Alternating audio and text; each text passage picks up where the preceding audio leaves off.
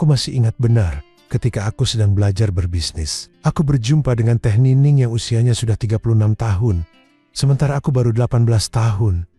Jadi usia Teh Nining 2 kali lipat usiaku. Aku menganggap Teh Nining itu guru sekaligus teman bisnisku. Karena aku mulai dari nol, sampai akhirnya mengerti seluk bisnis berkat arahan Teh Nining. Teh Nining pun cukup bijak. Kalau bisnis yang sedang dijalani belum berhasil, biaya untuk segala kebutuhan dijamin olehnya. Lalu diperhitungkan setelah transaksi terlaksana. Jatah fee buatku selalu membuatku senang dan selalu kusimpan di tabunganku. Karena itu aku sangat hormat kepada Teh Nining yang kuanggap sebagai bosku dalam setiap langkah bisnis serabutan ini. Yang lebih menyenangkan lagi adalah Teh Nining itu punya sedan merah marun metalik.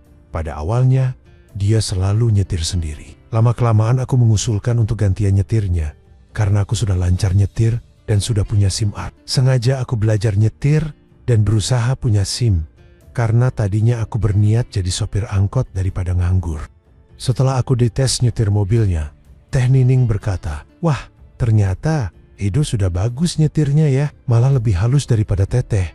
Kalau gitu sih, Edo aja yang nyetir mulai sekarang sih." "Siap Teh, aku malah gak enak kalau terus-terusan disetirin sama Teh Nining," sahutku. "Nyetir keluar kota sanggup?" tanyanya. "Sanggup Teh, aku pernah nyetir sampai Semarang segala Teh," sahutku. "Baguslah, sebentar lagi ada objek di kota X. Ada pabrik bangkrut yang mau dijual besinya," kata Teh Nining. "Banyak besi tuanya Teh?" tanyaku. "Katanya sih lebih dari 1000 ton, jawab Teh Nining. "Berarti besar juga pabriknya?" tanyaku. "Memang besar, tapi pemiliknya kabur pulang ke negaranya. Lalu pabriknya disita oleh bank," kata Teh Nining. "Jadi yang mau menjual besi tuanya itu pihak bank?" tanyaku. "Iya. Makanya Teteh bisa mendapat penawaran dari teman lama yang bekerja di bank itu. Kalau bukan lewat bank sih, sulit mendapatkan besi tua banyak seperti itu. Pasti keduluan sama para pemain besi tua," jelas Teh Nining.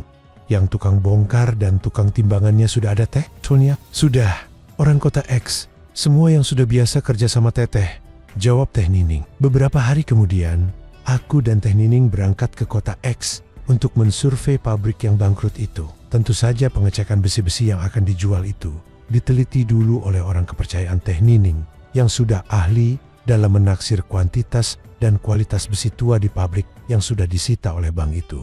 Bisnis di kota X itu pun akhirnya sukses, tapi aku dan Teh Nining harus berada di kota X selama lebih dari seminggu. Karena itu, aku dan Teh Nining menginap di hotel yang termasuk dekat dengan lokasi pabrik bangkrut itu. Menginap sekamar dengan Teh Nining di hotel itu memang menimbulkan perasaan risih. Sehingga di malam pertama, aku tidak langsung berada di dalam kamar.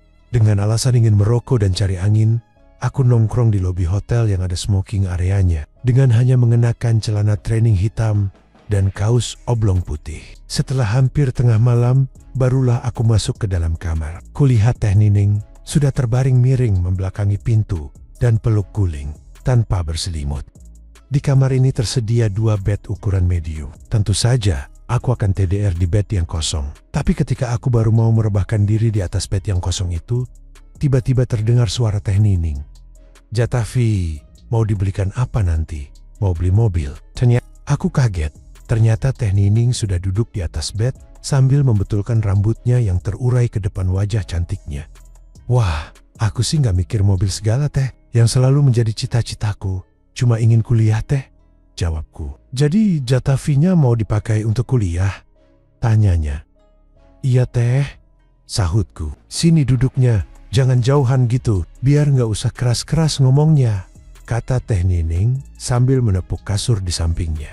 Aku pun melangkah ke bed yang sedang dipakai oleh Teh Nining. Darahku berdesir ketika melihat keindahan yang dipersembahkan oleh Teh Nining ketika itu yang lewat kimononya. Tapi ada satu peristiwa 2 tahun yang lalu yang membuatku trauma. Maka aku pun mengalihkan pandanganku ke arah lain. Ya, 2 tahun yang lalu, aku pernah mengalami kisah yang membuatku trauma.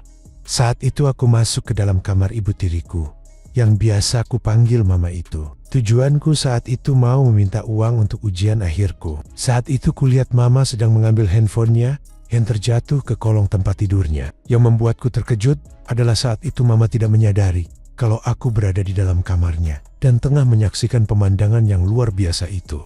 Lalu entah kenapa, Saat itu aku mendadak iseng dan mencolek milik ibu tiriku sambil ketawa cekikikan. "Hihihi, Mama lagi ngapain?" tanyaku. Mama tersentak lalu berdiri dan plaa, pipiku kena sasaran tangannya. "Kamu sudah belajar tidak sopan ya?" bentak Mama sambil bertolak pinggang. Aku menunduk sambil merasakan panasnya pipiku. "Maaf Mam, barusan aku salah," ucapku sambil melangkah mundur, lalu bergegas meninggalkan kamar Mama.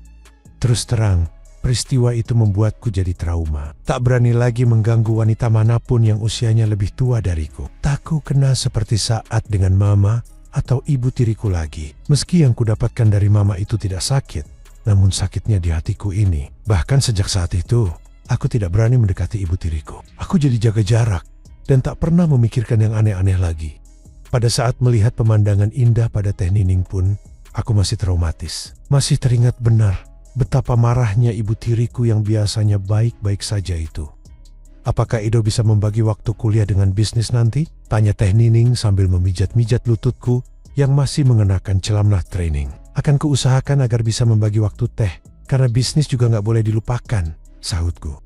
"Bagus," ucap Teh Nining sambil mengusap-usap punggungku yang masih memakai kaos oblong. "Tapi kita pasti lebih dari seminggu harus tinggal di sini. Pabrik itu harus dibongkar dulu, lalu besinya dipisahkan, kemudian ditimbang semuanya. Terakhir kita harus mengirimkan besi yang sudah ditimbang ke pabrik peleburan," jelas Teh Nining.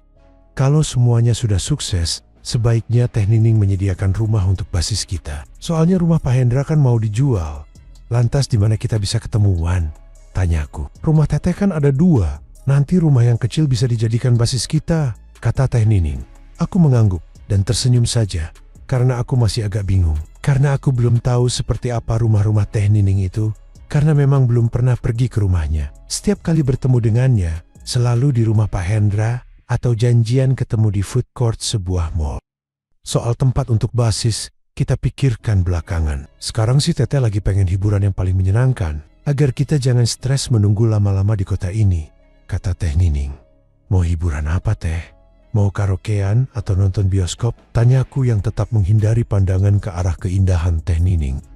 "Ih, ngapain jauh-jauh nyari hiburannya? Di kamar ini juga kita bisa mendapatkan sesuatu yang menghibur kok," ucapnya. Mau main catur di sini?" tanyaku masih bernada lugu, karena tidak berani menebak secara cerdas hiburan apa yang Teh Nining inginkan. "Ih, masa main catur?" ucap Teh Nining, menutupi mulutnya seperti menahan tawanya. "Kan Teteh tahu, sama aku sih harus yang jelas ngomongnya." "Hehe," ucapku. "Mau yang jelas?" tanyanya, sambil mengapit sepasang pipiku dengan kedua tangannya. "Iya Teh, hiburan apa yang Teteh maksud?" tanyaku sambil memberanikan diri menatap sepasang matanya yang bining itu. Lalu Teh Nining menyahut, "Teteh mau ngajak berbagi cerita hidup ini. Belum jelas juga." "Jelasnya masih samar-samar Teh," ucapku. Tiba-tiba Teh Nining sudah menggerakkan tangannya dan berkata, "Kalau Edo mau, kita cerita-cerita aja York." Aku tersentak kaget dan tidak berani menjawabnya. Karena ajakan Teh Nining itu di luar dugaanku. Selama ini aku menganggapnya sebagai wanita yang kuhormati. Tak pernah memikirkannya dari sudut yang bukan-bukan. Lagi pula aku takut kejadian 2 tahun yang lalu itu terulang kembali. "Kenapa diem? Gak mau? Gak suka sama Teteh?" tanyanya sambil semakin nekat. "Bu, bukan tidak suka, bukan tidak mau. Aku hanya masih kaget aja Teh," sahutku tergagap. Karena Teh Nining sudah berusaha memulainya terlebih dulu. Lalu aku pun berusaha menenangkan diri. Berusaha memastikan bahwa ini bukan bercanda ataupun sesuatu yang bersifat semua. Terasa jelas bahwa Teh Nining membutuhkanku malam itu. Lalu kenapa aku masih merasa trauma? Teh Nining itu bukan ibu tiriku. Lalu kenapa aku tidak segera menyambut ajakannya? Lalu ketika Teh Nining masih dengan aktif dengan tangannya itu, aku pun bertanya, "Teteh serius mau ngajak aku malam ini?" "Seriuslah, masa bercanda? Teteh kan udah 3 tahun hidup menjanda. Padahal usia Teteh sekarang baru 36, sedang butuh-butuhnya. Edo mau kan bantuin Teteh?" tanyanya penuh harap. "Mau Teh, tapi aku sama sekali belum punya pengalaman. Jadi harus diajari sama Teteh nanti," jelasku lugu. Beneran Edo sama sekali belum pernah sama CWK?" tanya Teh Nining. "Belum Teteh.